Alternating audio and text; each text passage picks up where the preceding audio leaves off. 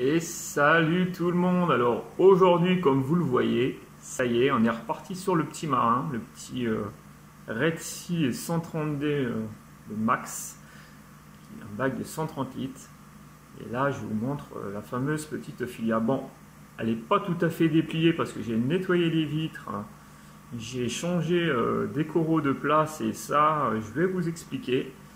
Il m'est arrivé une petite mésaventure. Donc une mésaventure dont je ne connais pas l'origine, mais dont je suppose que ce sont peut-être éventuellement les Bernard l'ermite qui sont responsables. C'est que mes stylophora, ils ont été grignotés. Voilà. Et bien grignotés.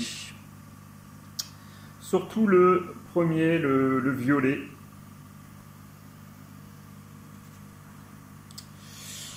Alors, je pense que c'est une bête qui les a mangés, hein. Donc, je pense que ce sont les Bernard l'ermite. Je ne sais pas. Je ne peux pas les accuser parce que je ne les ai pas vus faire. Donc, je viens de déplacer les stylophora et je les ai mis en hauteur sur le fameux Nanorack de chez Tons. Donc j'ai mis les deux. L'autre a commencé aussi à être grignoté à ce niveau-là. Donc c'est pareil, ils sont pas très heureux parce que je les ai pas changé de place, hein. Pourtant il commençait à repousser, hein, vous avez vu, hein, par rapport à la dernière fois, il a moins cet effet dalle qui lui poussait dessus, mais il a été grignoté à ce niveau-là. Donc c'est sévère. Je ne sais pas si le responsable est un Bernard l'ermite. Lui, je l'ai posé, je ne l'ai pas recollé. J'ai viré le sorte de Parazoanthus qui commence de toute façon à se répandre. Enfin, sur les vieilles pierres, il y en a d'autres. Donc, je les ai virés. Je ne me suis pas posé la question. C'est une espèce invasive en plus. Donc à ce niveau-là, c'est pas une bonne nouvelle, hein. Les stylophora, j'aime bien en plus, je trouve ça super joli et je suis un petit peu déçu de ce qui a pu se passer. Je sais pas ce qui s'est vraiment passé. Est-ce que c'est une bête qui l'aurait grignoté ou est-ce que c'est les paramètres d'eau, enfin pas les paramètres d'eau, mais le fait que le bac soit encore jeune et que ça soit pas bon. Pourtant, il avait bien avancé, bien évolué et en l'espace de 2 jours, hier déjà, il avait été grignoté et là, c'est pire. Donc, en les mettant en hauteur, comme ça, je verrai si ça va changer quelque chose ou pas et s'ils vont repartir. Alors, pour les choses positives, c'est que ce corail-là, je pense que c'est un Rhodactis. Je ne sais pas, mais il s'est vachement déployé. Il a vraiment bien grandi, il est devenu assez costaud et vraiment on sent que... Bon là, il a un moitié hors-pied parce que... Enfin, un moitié hors-pied, quand même pas, mais... Parce que, comme j'ai dit, j'ai déménagé les stylophora de place et j'ai nettoyé un peu les vitres. Autre bonne nouvelle, c'est que là c'est le nori que je donne pour les escargots, hein. Autre bonne nouvelle, c'est que mes fameuses roques braises et les pierres que j'ai achetées neuves commencent à être colonisées par de la coralline que l'on voit ici. Donc ça commence. On en voit un petit peu là, un petit peu là. Ça commence à faire quelque chose d'un peu plus naturel. Ça met du temps, mais parce que ça fait à peu près 3 semaines, même plus de 3 semaines que je les ai, donc ça commence à se mettre avec de la coralline, donc c'est plutôt une bonne nouvelle. Les vitres aussi commencent à avoir de la coralline, donc j'ai dû frotter, là tout à l'heure j'ai frotté. Je ne sais pas si c'est une bonne nouvelle sur les vitres, moi je pense que si, hein, pourquoi pas. Donc dites-moi, hein, comme je vous ai dit, hein, je suis un néophyte au niveau du marin.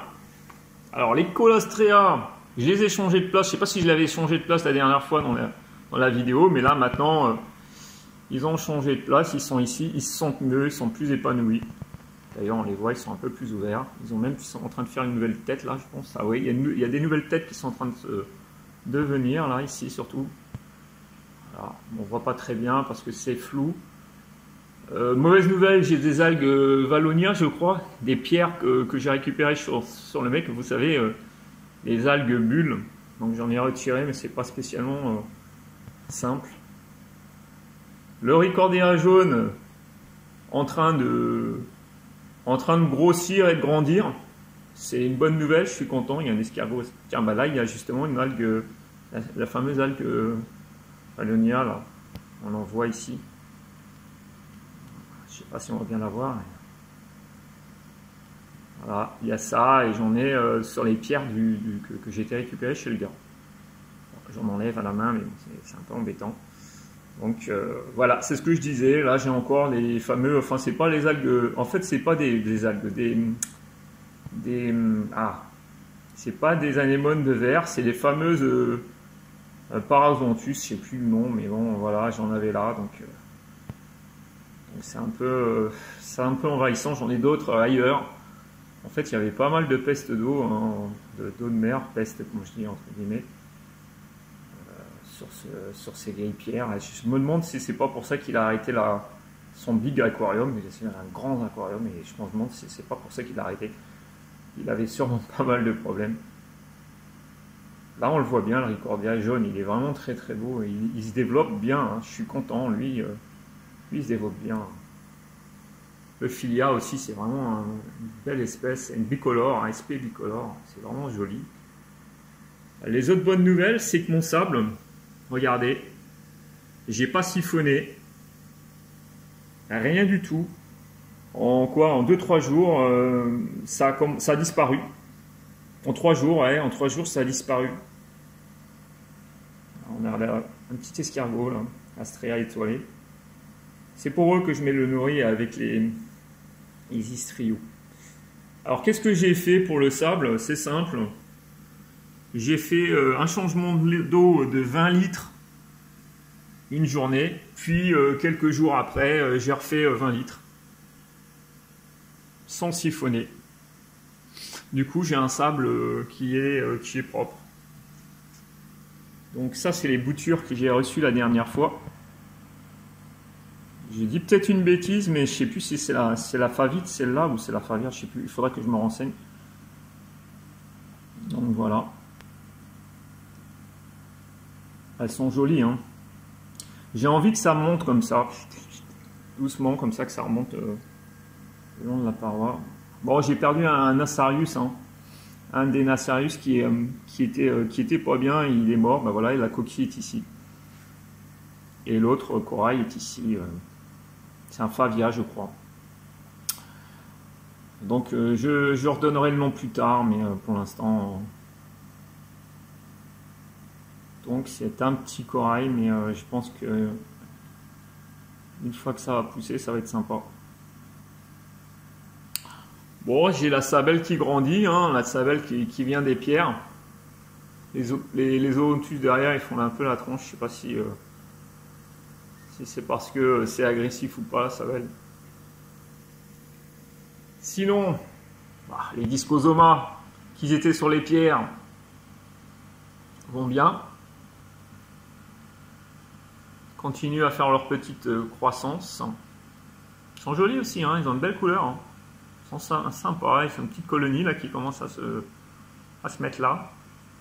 Les Galaxia qui font un peu la gueule parce que bon, le changement par rapport au nettoyage. Pardon, excusez-moi.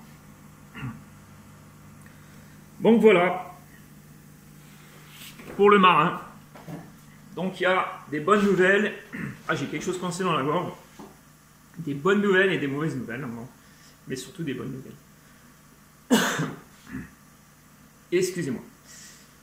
On verra pour les Stylophora, mais ça m'embête vraiment parce que le Stylophora, c'est vraiment un corail que j'ai trouvé super sympa.